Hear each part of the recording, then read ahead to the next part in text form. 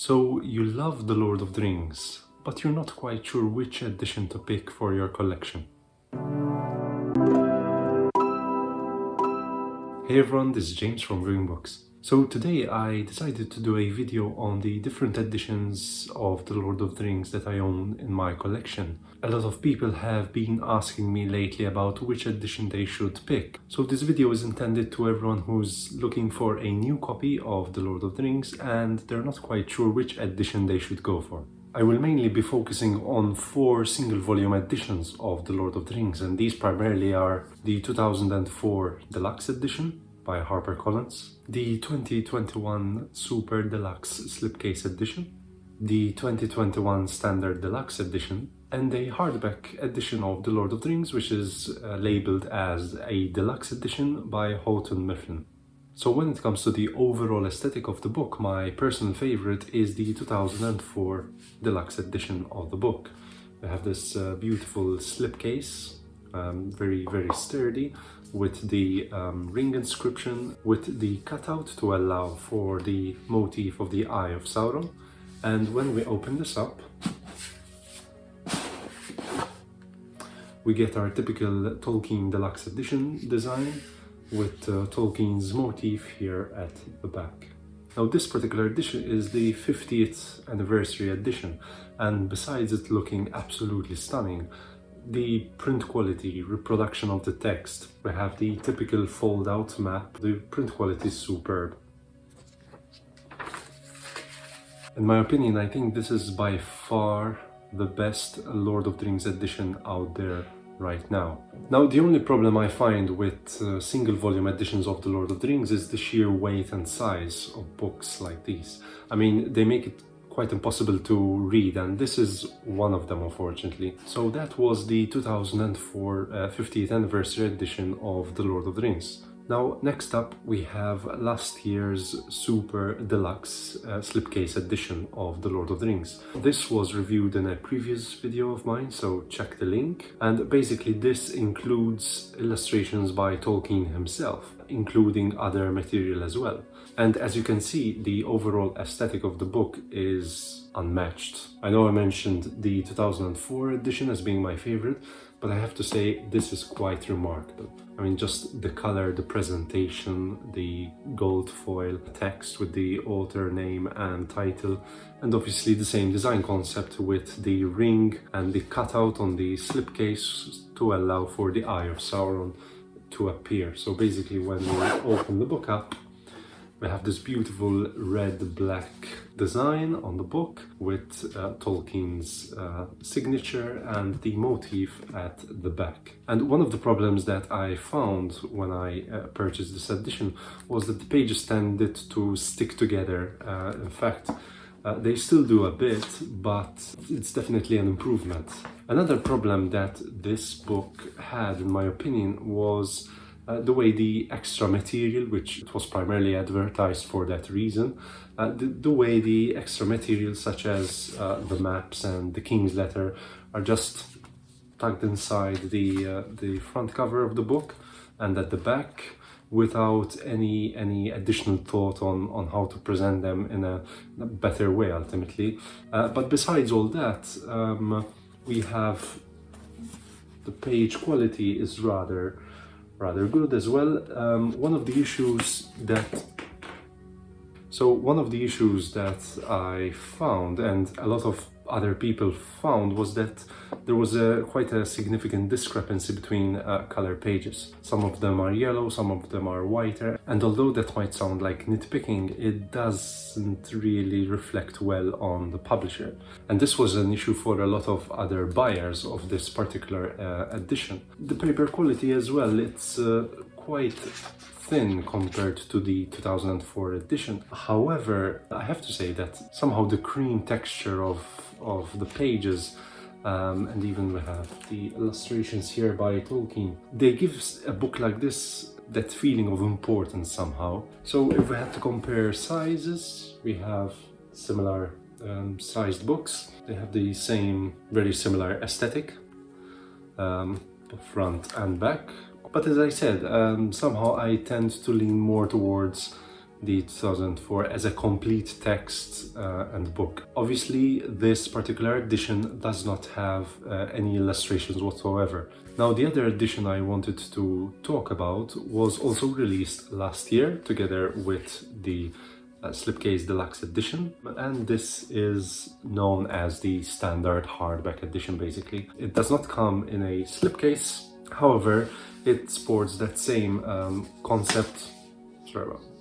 It sports the same concept with the ring motif and the cutout with the dust jacket and the Eye of Sauron on the front cover.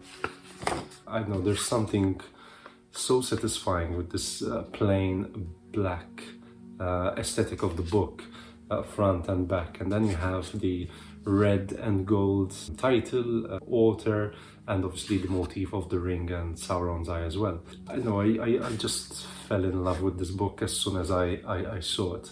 The only downside aesthetically is the inclusion of the ring inscription on the page edges, which is not that bad.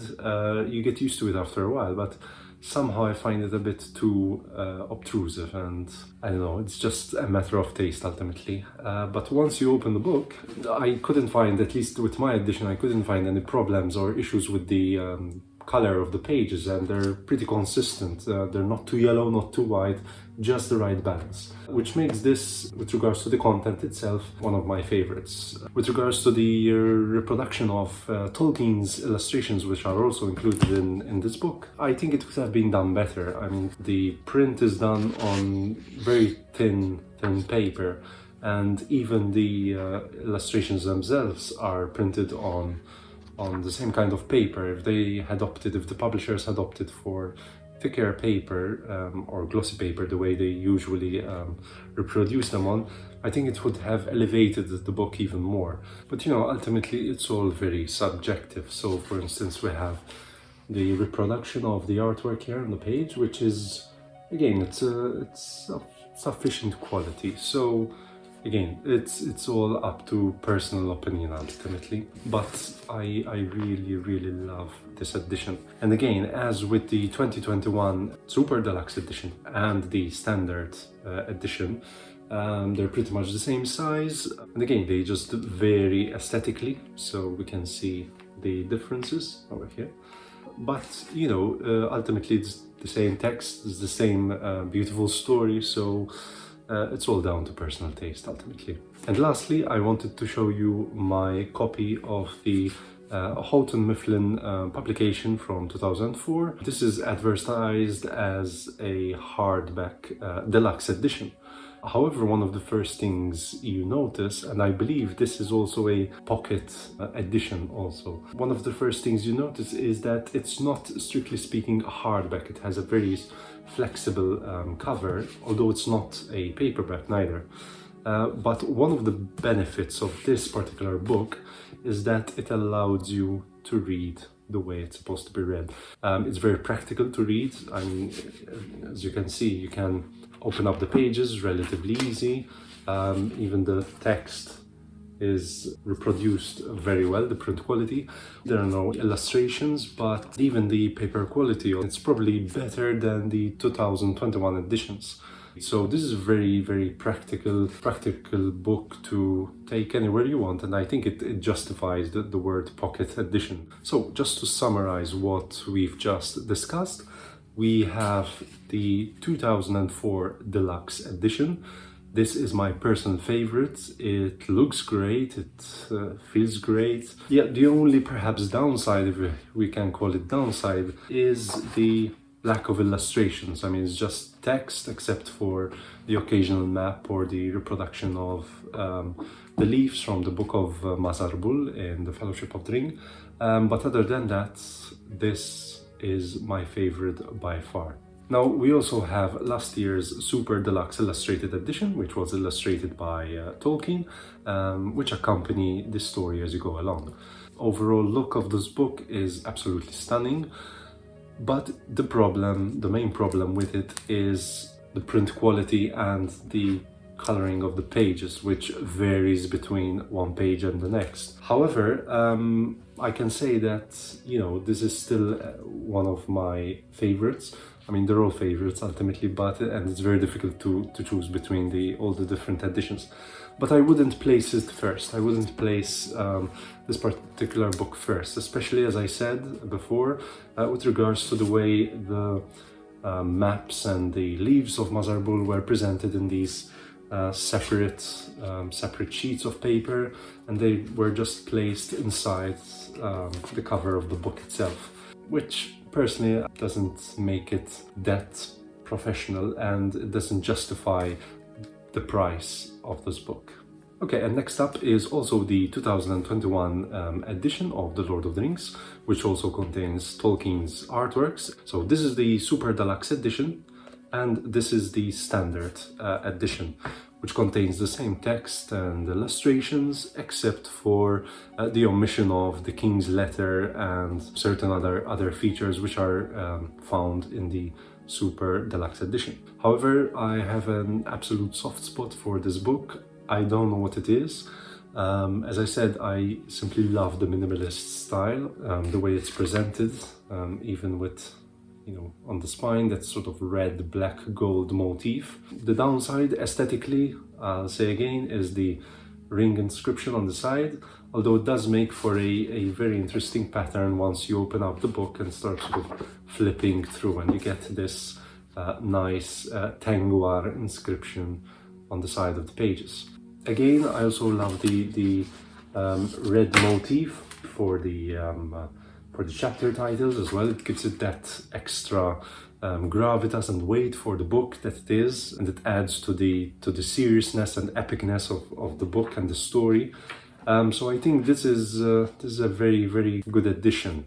Now, some people have also criticized the 2021 Super Deluxe edition, not just for the different shades of color on the pages between yellow and white, but also the relative thinness of the sheets of the papers themselves, which is also prevalent in this book as well. But the print quality is good.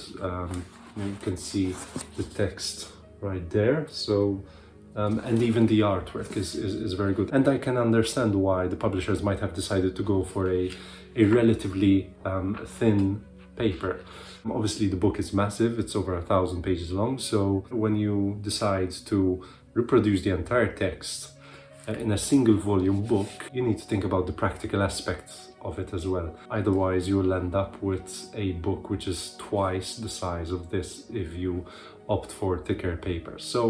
But again, that's just a matter of opinion. So that's the 2021 Standard Edition as compared to the 2021 Super Deluxe Edition as compared to the 2004 Deluxe Edition. And finally, we have the Deluxe Edition by Houghton Mifflin, based on the 2004 HarperCollins text, which is a hardback book, but is more flexible. And I believe this was originally marketed as a pocket book edition of The Lord of the Rings. Ironically, the pages on this book, compared to the others, feel a bit more thick, or at least feel that they're made out of better quality. Obviously, there are no illustrations on this, so we can't compare the print quality of the artwork from the other editions of the book. And as I said before, if you're looking for a Lord of the Rings edition to be able to read and to carry around, this is probably your best choice. Now, as I said at the beginning of the video, there seems to be a divide between people preferring either the single volume edition of The Lord of the Rings or the 3-volume edition. Personally, when it comes to collecting, I'd rather prefer the single volume edition. Ultimately, that's the way Tolkien intended it to be. It's a single story which is split into 6 different books, and sometimes for practical reasons as well, it is split up into 3 volumes. But I have to say that besides the collecting aspect, when it comes to the reading aspect, I prefer the 3-volume edition. It's much easier to handle. You can read each volume separately, The Fellowship of the Ring, The Two Towers, and The Return of the King, and it makes it much easier to control the book, especially if it's a hardback edition. 2 particular sets of the 3-volume editions. I have here the 2004 set of The Lord of the Rings. So we have The Fellowship of the Ring, The Two Towers, and The Return of the King. And as you can see, the covers reproduce the original artworks as they were in the first publication back in the 1950s. Now, these particular editions, there's no artwork in them, but the way they're presented, the paper is very, very thin, as you can see here, but print quality is relatively good. So, and these have been in my collection for quite a while. And I have to say that the overall quality of the paper really stood the test of time. So just need to take care of them. These particular editions, these 2004 editions, they make it relatively easy to read from. As I said, with a 3-volume edition of The Lord of the Rings, you can read each part separately without actually having to hold every time the single massive volume in one book. So these open up relatively easy, as you can see. And as well, we have the reproduction of the maps in this sort of fold-out way, which is something that I really enjoy. And finally, for the 3-volume edition of The Lord of the Rings, I have the 2020 box set illustrated by Alan Lee, which includes also the Hobbit as well. Yes, these books again have been reviewed, so you can see, I'll put the link down below so you can see the unboxing of this box set. I mean, this set is absolutely gorgeous. Just the covers alone are just stunning. And the artwork obviously is by Alan Lee, so you're guaranteed the best of the best.